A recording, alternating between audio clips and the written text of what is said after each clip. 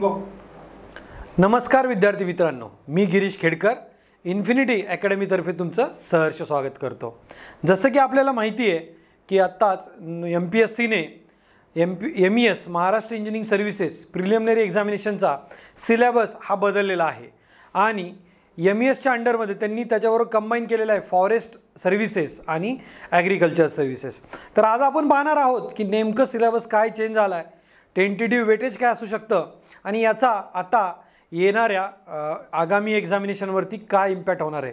तर सर्वप्रथम आपण बघूयात की MPSCने काय दिलेलं आहे. आता MPSCने जे पहिले आपण महाराष्ट्र इंजिनिअरिंग सर्व्हिसेस म्हणायचो MES, त्याचं नाव त्यांनी आता थोडं चेंज केलं. त्याचं नाव केलं त्यांनी महाराष्ट्र गॅजेटेड टेक्निकल सर्व्हिसेस. काय नाव केलं त्यांनी? महाराष्ट्र गॅजेटेड टेक्निकल सर्व्हिस असं नाव केलेलं आहे त्यांनी. प्री एक्झामिनेशन मेन्स विद्यार्थी मित्रांनो, MESमध्ये सिव्हिल, इलेक्ट्रिकल आणि मेकॅनिकल ह्या 3 विभागाची कंबाईन असं त्यांनी सिलेबस दिला होता. म्हणजे तिघांचं मिळून येतं. जसं की आपल्याला माहिती आहे मेकॅनिकलच्या खूप वर्षांपासून जागा येत नाही आहेत आणि इलेक्ट्रिकलच्या जागा ह्या 2-3 अशा खूप कमी प्रमाणात जागा येतात. तर त्याच्यामुळे मेकॅनिकल, सिव्हिल आणि इलेक्ट्रिकल ह्या तिन्ही ब्रँचेससाठीचा हा व्हिडिओ आहे. त्यामुळे तिन्ही ब्रँचच्या विद्यार्थ्यांनी हा व्हिडिओ काळजीपूर्वक पाहायचा आहे. पण मेजॉरिटी ऑफ द मुलं 90% ऑफ द जो इम्पॅक्ट आहे तो सिव्हिल इंजिनिअरिंगच्या मुलांवरती होणार आहे. आता तो कसा होणार आहे आपण तो पाहूयात. आता पहा, याचं नाव त्यांनी केलेलं आहे महाराष्ट्र इंजिनिअरिंग सर्व्हिसेसपासून त्यांनी नाव दिलं त्यांनी महाराष्ट्र गॅजेटेड टेक्निकल सर्व्हिसेस.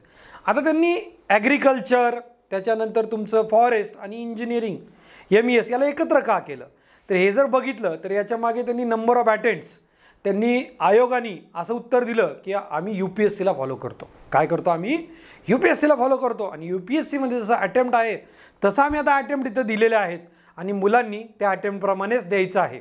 चांगली गोष्ट, UPSCला फॉलो करतो MPSC, अतिशय आनंदाची गोष्ट आहे. पण विद्यार्थी मित्रांनो, आता आपण पाहूयात की कशा पद्धतीने त्यांनी सिलेबस हा चेंज केलेला आहे. आता त्यांनी नाव देताना दिलं आहे Maharashtra gazetted technical services. Mains एक्झामिनेशनचा सिलेबस सिव्हिल, इलेक्ट्रिकल, मेकॅनिकल किंवा फॉरेस्ट किंवा तुमचं ॲग्रिकल्चर याचा बदललेला नाही आहे. फक्त प्रीची त्यांनी कंबाईन एक्झामिनेशन घेतलेली आहे. आता पहा, MPSCने काय केलं आहे, 3 टप्पे पाडलेले आहेत. पहिला आहे मराठी, दुसरा आहे इंग्लिश आणि तिसरा आहे सामान्य क्षमता चाचणी, म्हणजे ज्याला आपण GS असं म्हणतो. आता 100 क्वेश्चन आहे. आता पूर्वी काय होतं, प्रिव्हियस जी एक्झामिनेशन होती त्याच्यामध्ये काय होतं की 100 क्वेश्चन होतं आणि 100 मार्क होते. म्हणजे प्रत्येक क्वेश्चनचं वेटेज हे काय होतं, 1 मार्काचं होतं. पण मात्र आता त्यांनी काय केलेलं आहे, प्रत्येक क्वेश्चनचं वेटेज हे 2 मार्क केलेलं आहे. आणि आताची जी एक्झामिनेशन आहे ती 200 मार्क्सची एक्झामिनेशन आहे. आता ती पण ऑब्जेक्टिव्ह टाईपमध्ये दिलेली आहे. म्हणजे जशी पहिली एक्झामिनेशन होती तीच आहे. वेळ मात्र तुम्ही जर बघितलात 60 मिनिट केलेला आहे. 60 मिनिट केलेला आहे. म्हणजे काय केलं आयोगाने, 1 मार्काच्या वेटेजवरून 2 मार्काच्या वेटेजवर नेले. म्हणजे डिफिकल्टी लेवल ही वाढवली आहे. त्याचबरोबर तुम्हाला वेळ जो आहे तो फक्त 60 मिनिटांचा दिलेला आहे. म्हणजे आयोगाने आता ठरवलेलं आहे की एक्झामिनेशन ही मात्र आपण जशी ते जनरल MPSCची राज्यसेवा असेल, कंबाईन असेल, ज्या पद्धतीने घेतात त्याच पद्धतीने हे पण एक्झामिनेशन तुमची असणार आहे. आता याच्यामध्ये आपण पुढे बोलूयाच की इंजिनिअरिंगच्या विद्यार्थ्यांचं याच्यामध्ये किती नुकसान आहे याच्याविषयी मी बोलणारच आहे. पण सर्वप्रथम आपण बघून घेऊ की नेमकं काय चेंजेस झालेले आहेत. आता बघा, जसं की आपल्याला माहिती आहे आता इथं त्यांनी मराठी ग्रामरचा जो दर्जा दिलेला आहे तो 12वीचा दिलेला आहे आणि इंग्रजीचा जो आहे तो पदवी आणि मराठी व इंग्रजी GSचा आहे तो पदवी आहे. मग मला बऱ्याच डिप्लोमा होल्डर्स मुलांचे मेसेज आणि कॉल आलेत की सर आम्ही 10वीतून डायरेक्ट टेक्निकल केलेलं आहे, हा सिलेबस आमच्यावरती अन्यायकारक आहे. तर बघूयात आपण त्याच्याविषयी पण मी बोलतो. आता बघा, एक लक्षात आलं आता की 1 तासाचा वेळ दिलेला आहे, 60 मिनिट्स. क्वेश्चन 100 आहेत, मार्क्स 200 आहे. म्हणजे आयोगाने काय केलेलं आहे, डिफिकल्टी लेवल वाढवलेली आहे. आता सिलेबस काय केलं त्यांनी बघा, मराठी ग्रामरचं त्यांनी काय केलेलं आहे, सिलेबस दिलेला आहे. त्याच्यानंतर म्हणजे उतारलेले प्रश्न, म्हणजे याच्यामध्ये त्यांनी दिलेलं आहे पॅसेज आम्ही घेणार आहोत, पॅसेज त्यात असणार आहे. त्यानंतर इंग्रजी, मराठी, इंग्लिश दिलेला आहे. त्यानंतर सामान्य क्षमता चाचणीमध्ये त्यांनी फोड केलेली आहे. पहिला जो टॉपिक घेतला त्यांनी करंट इव्हेंट. पहिला कुठला घेतला? Current event. जागतिक तसेच भारतातील, म्हणजे त्यांनी सांगितलं की दोन्ही ठिकाणच्या आम्ही काय करणार आहेत, करंट इव्हेंटवरती आम्ही क्वेश्चन्स विचारणार आहोत. त्याच्यानंतर त्यांनी गेले भारतीय राज्यव्यवस्था म्हणजे पॉलिटी घेतलंय. त्यानंतर सायन्समध्ये त्यांनी त्याला 3 ठिकाणी भागलंय, 4 ठिकाणी, physics, chemistry, remote sensing, aerial and drone photography, GIS and its application. आणि चौथा जो टॉपिक आहे तो इन्फॉर्मेशन अँड कम्युनिकेशन टेक्नॉलॉजी. म्हणजे याच्यामध्ये त्यांनी काय केलं, 4 टॉपिकचा समावेश हा केलेला आहे. बघा, GS मध्ये त्यांनी 6 टॉपिक घेतलेत. काय किती घेतले GS मध्ये, 1 2 3 4 5 6, पण 3 टॉपिकमध्ये परत त्यांनी काय केलं, 4 सब टॉपिक घेतलेले आहेत. आता त्याच्यावर भारताचा व महाराष्ट्राचा भूगोल याच्यामध्ये काय दिलं त्यांनी, भारताचा भूगोल आणि महाराष्ट्राचा भूगोल. म्हणजे विद्यार्थ्यांना हे दोन्ही महाराष्ट्र आणि भारताचा भूगोल जो होता त्या पद्धतीने त्यांना ते अभ्यास दोन्ही विषयांचा करावा लागणार आहे. त्याच्यानंतर जनरल मेंटल ॲबिलिटी म्हणजे ॲप्टिट्यूड आणि रिझनिंग.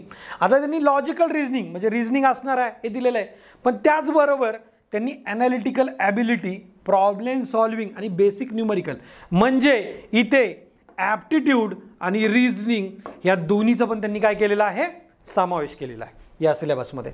आणि नंतरचा जो होतो तो एन्व्हायरमेंट म्हणजे पर्यावरण, आणि मग पर्यावरणाच्या रिलेटेड डिटेलमध्ये कुठले कुठले पोल्युशन्स आहेत आणि नैसर्गिक साधन संपत्ती म्हणजे पर्यावरणाचा जो डिटेल सिलेबस आहे त्यांनी याच्यामध्ये घेतलेला आहे. आता तुम्ही म्हणाल की सर याच्यामध्ये टोटल सब्जेक्ट्स जर आपल्याला काढायचे असतील की ह्या सिलेबसमध्ये टोटल विषय किती झाले आम्हाला, म्हणजे जे जनरल MPSCचे मुलं अभ्यास करतात तर तोच आपल्याला सगळा सिलेबस आता इथे आलेला आहे. जसं की मी ऑलरेडी सगळ्यांना सांगत होतो की तुम्हाला सिलेबस हा जो सगळ्या तिन्ही एक्झामिनेशनमधला जो कॉमन असेल, फॉरेस्ट, त्याच्यानंतर तुमचं इंजिनिअरिंग आणि तुमचं ॲग्रिकल्चर, तोच सिलेबस त्यांनी काय केलेला आहे सगळ्यांचा मिळून कॉमन दिलेला आहे. मग मराठी ग्रामर हा एक विषय झाला, इंग्लिश ग्रामर हा एक विषय झाला, त्याच्यानंतर करंट इव्हेंट तिसरा विषय झाला, पॉलिटी चौथा, त्याच्यानंतर सामान्य विज्ञान याला आपण एकच विषय पकडू म्हणजे हा 5वा विषय झाला, म्हणजे फिजिक्स याला सगळ्याला मिळून आपण एकच पकडूयात. जरी याच्यात फिजिक्स केमिस्ट्री सब टॉपिक असतील तर आपण याला एक विषय म्हणून पकडूयात. त्यानंतर भारताचा आणि महाराष्ट्राचा भूगोल 7वा, मेंटल ॲप्टिट्यूड 8वा, रिझनिंग 9वा आणि त्याच्यानंतर पर्यावरण 10. मी प्रामुख्याने मी असं ॲप्टिट्यूडला मी वेगळं पकडतो, रिझनिंगला वेगळं पकडतो, दोघांनी मी वेगळं पकडलं. मग साधारणतः तुम्हाला 10 विषयांचा तुम्हाला काय करायचं, इथे नॉन टेक्निकल विषयांचा तुम्हाला अभ्यास करायचा आहे. आता पहा, बऱ्याच मुलांचा विषय होता की सर काय टेंटेटिव्ह मार्कांचं डिस्ट्रीब्युशन असू शकतं. आता पहा, हे टेंटेटिव्ह आपण हे डिस्ट्रीब्युशन काढलेलं आहे, याच्यामध्ये चेंज होण्याची पण शक्यता आहे. मी याला 100% हेच असेल असं मी इथे दावा करत नाही.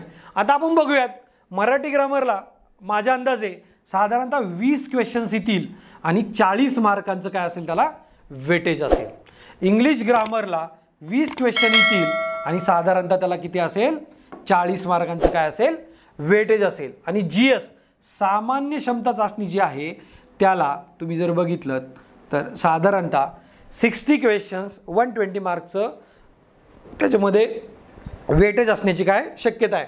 आता ह्या 60 मार्क्सला मी परत 6 टॉपिक मी जसं सांगितलं तुम्हाला, करंट इव्हेंटचे 10 मार्क्स, पॉलिटी 10 क्वेश्चन्स, GSचे तुमचं सायन्सचे 10 क्वेश्चन्स, त्यानंतर तुमचं भारताचा आणि महाराष्ट्राचा भूगोल 10 क्वेश्चन्स आणि जनरल मेंटल ॲबिलिटी म्हणजेच काय तुमचं ॲप्टिट्यूड आणि रिझनिंग याचे 10 क्वेश्चन्स आणि एन्व्हायरमेंट याचे 10 क्वेश्चन्स. म्हणजे साधारणतः ह्या सगळ्याचा मिळून 20-20 मार्काचं वेटेज म्हणजे टोटल 120 मार्काचं वेटेज हे GSला असू शकतं आणि 40-40 मार्कांचं वेटेज हे तुमचं मराठी आणि इंग्लिश ग्रामरला असू शकतं. म्हणजे असं 200 मार्कांची किंवा 100 क्वेश्चनची विभागणी अशा पद्धतीने असण्याची शक्यता आहे.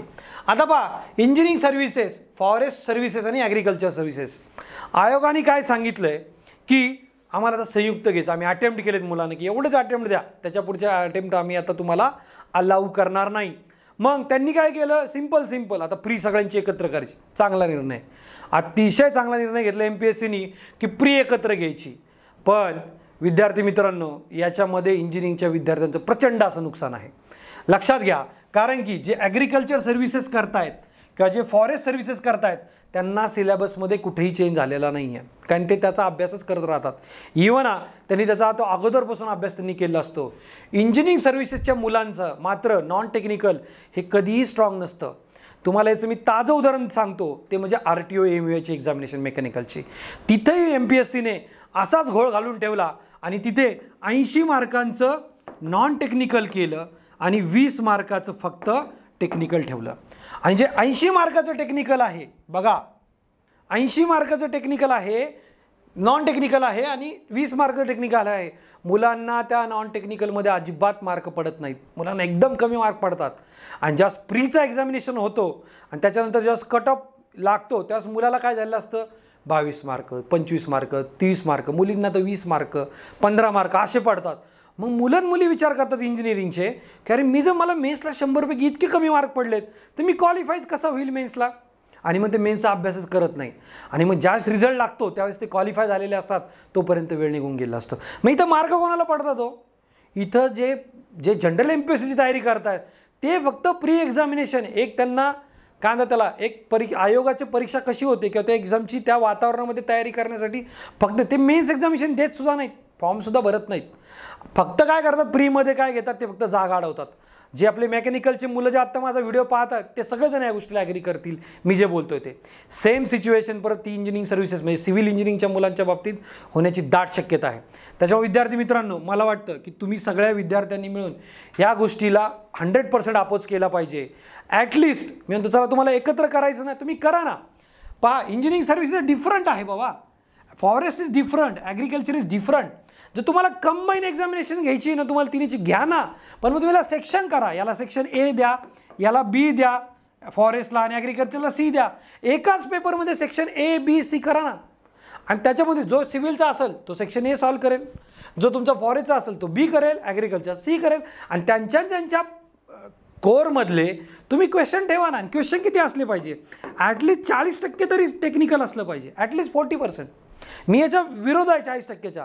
मी तर असं मानतो की प्री एक्झामिनेशनमध्ये at least 60% will be the technical, 40% will be the non technical. हा पूर्णपणे सिव्हिल इंजिनिअरिंगच्या विद्यार्थ्यांवरती अन्याय आहे. विद्यार्थी मित्रांनो, आता तुम्हाला याची ग्रॅव्हिटी समजणार नाही, मी जे बोलतोय ना आता नाही समजणार. तुम्ही मेकॅनिकलच्या विद्यार्थ्यांना विचारून पहा मी जे बोलतोय ते काय म्हणतोय. ज्यावेळेस तुम्ही प्री एक्झामिनेशन ही द्याल त्यावेळेस तुम्हाला कळेल की तुम्हाला किती अभ्यास करावा लागणार आहे आणि किती तुम्हाला त्याच्यामध्ये मार्क, आणि एका ह्याच्यात होत नाही ना, मार्क कमी पडतात. मग त्याच्यामुळे काय होईल की जस्ट ॲग्रिकल्चर आणि फॉरेस्टचे विद्यार्थी मग तुम्ही सगळेजण एकत्र देणार आहे, मग त्याचे कट ऑफ एकत्र लागतील. मग फॉरेस्टवाला म्हणेल अरे मला तरी 200 पैकी 120 पडतात, 140 पडतात आणि तुम्हाला किती पडतात 50-60 मार्क. तुम्ही नैराश्यात जाणार, तुम्ही म्हणारे मला एवढे कमी मार्क पडले प्रीला, मी क्वालिफाईच होत नाही मेन्समध्ये. आणि याच्यामध्ये ही पण शक्यता आहे की जे जनरल सर्व्हिसेसची तयारी करतात, जनरल MPSCची, ते मुलं पण प्री देतील आणि मेन्सला मात्र ते काय होतील, क्वालिफाईड होणार नाही किंवा ते प्री मेन्स एक्झामिनेशन देणार नाही. त्याच्यामुळे बऱ्याचशा सीट्स त्याच्यामध्ये प्रीमधून ज्या खरंच टेक्निकलचे मुलं स्ट्रॉंग आहेत त्यांना याच्यामध्ये मिळणार नाही. मग MPSC काय म्हणतं, अरे आम्ही तर UPSCला फॉलो करतो, तुम्हाला त्यातही अडचण आहे का. अरे बाबा करा ना UPSCला फॉलो, कोण नाही म्हणतं. पण UPSC काय करतं ते पहिले बघून घ्या ना. UPSC काय सिस्टीम राबवतं ते पहा. इंजिनिअरिंग सर्व्हिसेसमध्ये UPSC काय करतं की प्रिलिम्स, मेन्स आणि इंटरव्ह्यू असं 3 याच्यामध्ये ते एक्झामिनेशन घेतं. प्रीमध्ये त्यांनी काय दिलेलं आहे, स्टेज 1मध्ये इंजिनिअरिंग सर्व्हिसेस प्रिलिमिनरी एक्झामिनेशन, बरोबर आहे. मग स्टेज 1मध्ये ते काय देतात बघा, प्रिलिमिनरी एक्झामिनेशनमध्ये ते पेपर जनरल स्टडीज आणि इंजिनिअरिंग स्टडी ॲप्टिट्यूडचा देतात. तो 2 तासाचा असतो 200 मार्कांचा. आणि जो टेक्निकल सब्जेक्ट आहे, जो सिव्हिल इंजिनिअरिंगचा मुलगा असेल तर त्याने 300 मार्कांचा द्यायचा. असं 500 मार्काचं काय करतं ते प्री घेतं. म्हणजे तुम्ही जर बघितलं तर आउट ऑफ 500 मार्क्स 300 मार्क्स म्हणजे लगभग 60% मार्क एका कशाला टेक्निकलला आहे. तुम्ही लक्षात घ्या. सेम मेकॅनिकललाही तेच करतं आणि सेम इलेक्ट्रिकललाही ते UPSC याच पद्धतीने राबवतं. आणि तुम्ही जर मेन्स एक्झामिनेशनला गेलात तिथं तर मात्र काय असतं, पूर्णपणे 100% टेक्निकल असतं. मग तुम्ही लक्षात घ्या, तुम्हाला जर प्रिलिमिनरी एक्झामिनेशन एकत्रच घ्यायची होती तर तुम्ही याच्यामध्ये ॲप्टिट्यूड रिझनिंग घेऊ शकत होते, करंट इव्हेंट घेतलं तरी चालेल. पण तुम्ही टेक्निकलचा हा सिलेबस, टेक्निकलचा विषय घेतलेच पाहिजे होते तुम्ही त्याच्यामध्ये. इंजिनिअरिंगच्या विद्यार्थ्यांनी याच्याविषयी आवाज उठवला पाहिजे आणि MPSCला क्वेश्चन केले पाहिजे. ट्विटर असेल, सोशल मीडिया असेल, न्यूजच्या माध्यमातून असेल, त्याच्यानंतर तुमच्या स्थानिक पत्रकारांच्या माध्यमातून असेल, तर तुम्ही सगळ्यांनी हे MPSCच्या निदर्शनास आणून दिलं पाहिजे की इंजिनिअरिंग सर्व्हिस आर डिफरंट. घ्या कंबाईन एक्झामिनेशन. तुम्ही MPSC सोयीसाठी घेताय ना, नंबर ऑफ अटेम्प्टसाठी घेताय ना, घेऊ देत ना, काही प्रॉब्लेम नाही. पण तुम्ही त्याच्यामध्ये सेक्शन्स द्या, सेक्शन ABC करा. फॉरेस्टवाला फॉरेस्टची देईल, त्यानंतर तुमचा ॲग्रिकल्चर देईल आणि इंजिनिअरिंगवाला इंजिनिअरिंगची देईल. एकाच कॉम्बिनेशनमध्ये घेऊ शकतो ना आपण, आणि आयोग हे करतं. आयोगाला करायला हे काही एक जड नाही आहे, आयोगाला करायला काही एक प्रॉब्लेम नाही आहे. पण मला वाटतं की हे इंजिनिअरिंगच्या विद्यार्थी अतिशय चुकीच्या पद्धतीने लादलेला हा निर्णय, असं माझं वैयक्तिक मत आहे. MPSCने याच्यावरती निश्चित पुनर्विचार केला पाहिजे आणि विद्यार्थ्यांनी पण त्याच्यासाठी पाठपुरावा केला पाहिजे. ना ते विद्यार्थी मुलांनो, आपण मागच्या 4 ते 5 वर्ष इंजिनिअरिंगच्या टेक्निकलचा अभ्यास केला असतो, आपण जनरलच्या कुठेही लक्षात नसतो. म्हणजे आपण Marathi grammar, English grammar, GS हे करून खूप दिवस झाले हो. आता ते परत रिकॉल करणं पॉसिबल होत नाही. त्याच्यामुळं टेक्निकलचा असलं पाहिजे ना, नॉन टेक्निकल पण असलंच पाहिजे, मी त्याच्या विरोधात नाही आहे.